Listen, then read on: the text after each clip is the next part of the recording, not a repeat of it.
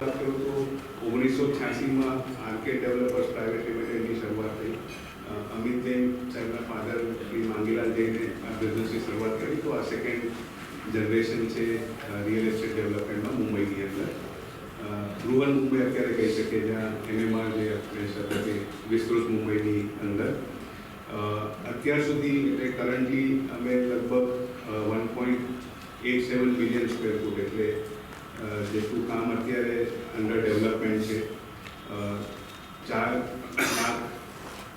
4.5 લાખ જેટલું તો કામ અત્યાર સુધી અમે કરી ચૂક્યા છીએ. અને જે અપકમિંગ પ્રોજેક્ટ છે એની million square foot 45 lakh foot જેટલું કામ કરી ચૂક્યા છીએ. અને અપકમિંગ પ્રોજેક્ટ્સ જે at various stages of approval છે એમાં 1.82 મિલિયન સ્ક્વેર ફૂટનું કામ અપેક્ષિત છે.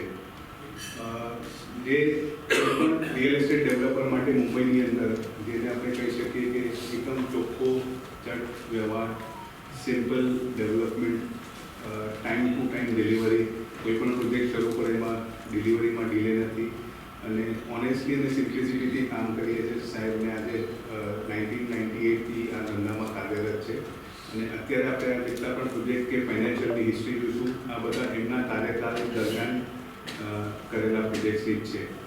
અને બ્રીફ હિસ્ટ્રીમાં પણ જોઈએ તો આપણે 2017થી લઈને અત્યાર સુધી 1220 યુનિટ આર્કેડે સેલ માટે લોન્ચ કર્યા છે, જેમાંથી અત્યાર સુધી આપણા લગભગ 1045 યુનિટ અમે વેચી ચૂક્યા છે.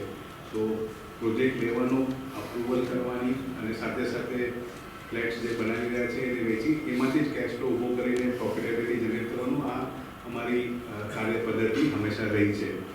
અને મુંબઈમાં આપણે પશ્ચિમના પડાવમાં જઈને કહીએ કે બોરીવલી, કાંદિવલી, મલાડથી લઈને બેન્ડર સુધી એમાં જ્યાં અમારા મેજર પ્રોજેક્ટ અત્યારે ચાલુ છે એમાંથી જે લોકલ બોરીવલી માર્કેટમાં તો અમારા પ્રોજેક્ટની ગણના ત્યાંના ટોપના 10 પ્રોજેક્ટમાંથી હંમેશા થતી હોય છે, જેવું ઇન્ડસ્ટ્રી રિપોર્ટ પણ કહી રહ્યું છે.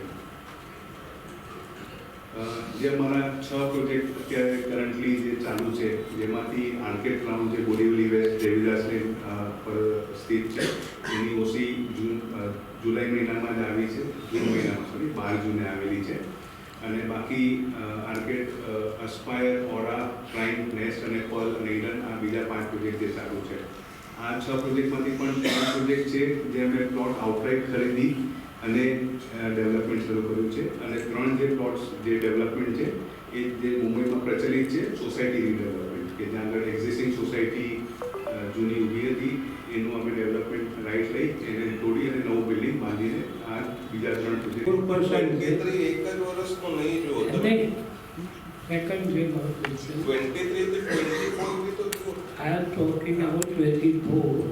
हमारी टॉप लाइन 184% up છે, but हमारी bottom line is lower compared to top line. તો top line નો ગ્રોથ વધારે છે, bottom line no 142%.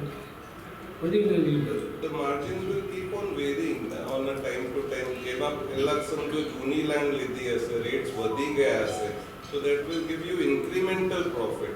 So yet the margin, the bottom line is 30% of the, close to 30% of the top line.